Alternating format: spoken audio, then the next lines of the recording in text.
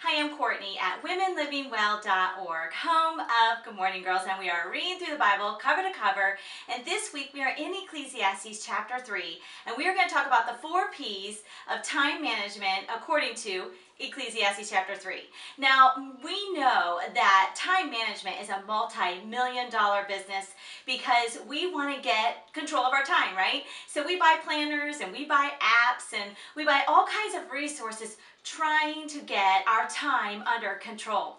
And I am going to, in the next 5 to 10 minutes, take this huge topic of time and management and simplify it.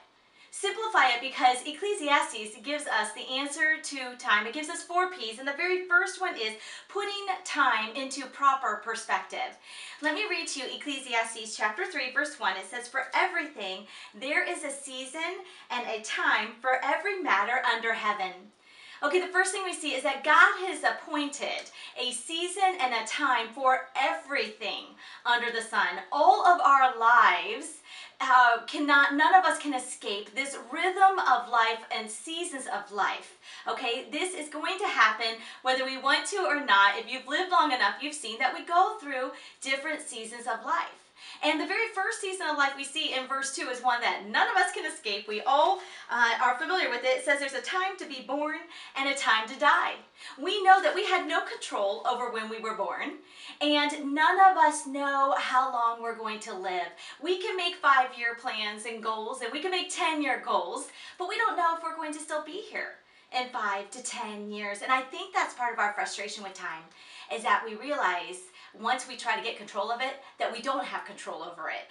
That when we read through this passage, it talks about there's a time to plant and a time to pluck, a time to kill and a time to heal, and a time to break down and a time to build up, a time to weep and a time to laugh. We don't plan on our planner when we're going to cry next time, right? Because it just comes.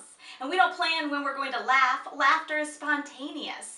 And so we see in this list 28 different times given to us in the book of Ecclesiastes, and 14 are positive and 14 are negative. And we see that none of us can escape both the positive and the negative things of life. We need to have first a proper perspective.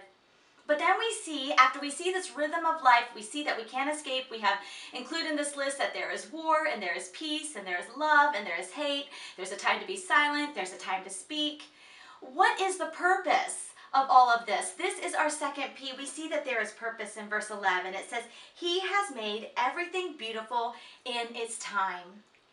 God is making everything beautiful in His time. He is making your life beautiful. You see, when we make our plans, we try to plan out everything good, right? We don't make plans for bad things to happen, and we think the beauty is in all the good things. But we see that God allows the bad things to come into our lives because He has a purpose. And that purpose is in the second half of verse 11. It says He's making everything beautiful, and it says that He has put eternity into man's heart. You see, we know that there is eternal life. And when we know that we are going to heaven, we get a total different perspective on our lives because we realize, okay, there is something greater than myself happening in my life. That these painful moments have a purpose for God's glory. And so do the good times as well. And we see that there is brokenness in this list as we look at tearing down, and there's just different things in the list that show brokenness. And there's the example of an egg. You can't use an egg unless it's broken, right? That's when an egg becomes useful. And it's the same way with our lives. Last week, after I put up my video and my blog post on Friday, someone commented on Facebook to me, and they said, well, it's easy for you to write those things because your life is perfect. And I thought, I did not respond to them, but I thought, my life is so not perfect. None of our lives are perfect. All of us are going to go through these seasons that are predetermined by God. He is in control of our time. All of us are going to go through hard things. You know, at the age of 20, we're fresh into life and we're excited about our futures. And by the time you're my age and you're 40, you know, we realize that life is hard. We've gone through a lot of hardships. And if we're not careful, we can become jaded by the hard things we've gone through. It can break our trust in people. And we have gone now through, we've seen other people's lives and the hard things they've gone through. And God doesn't take us through these things so that we will become jaded. No, he takes us through them so that we will trust and that we will point to him and point others to him for his glory. And so I want to mention just that I know that oftentimes when I post photos on Instagram and in my blog, a lot of them are positive things, and it can look maybe from the outside like I'm showing a perfect life. But I write in my writings about unanswered prayers, tears on my pillow, hard things that I'm going through. And right now, some of the things that I'm going through, I'm not ready to write about. And so that's why you're not always hearing it. And also they include other people's stories around me, and they aren't ready for their story to be told. But I'm a writer, so one day I think the stories and the things that I'm going through that are hard, I will write on. It's just not time yet. But my life is far, far from perfect. And so none of our lives are. So we see with time management that the first thing is getting a proper perspective, that God is in control. We can't control it. Secondly, that it has a purpose. And we can't know what's around the next corner, but we know that God is going to make it beautiful for his glory.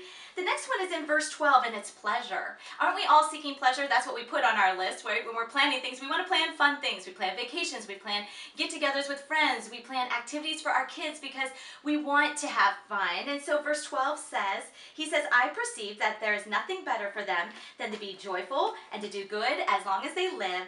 Also that everyone should eat and drink and take pleasure in all of his toil. This is God's gift to man. That we should take pleasure in our toil, in our work. If you're an adult, you have to do work, right? We have to do laundry, we have to cook, we have to clean, we have to make money. We have all these things, and Solomon says we need to take pleasure in that.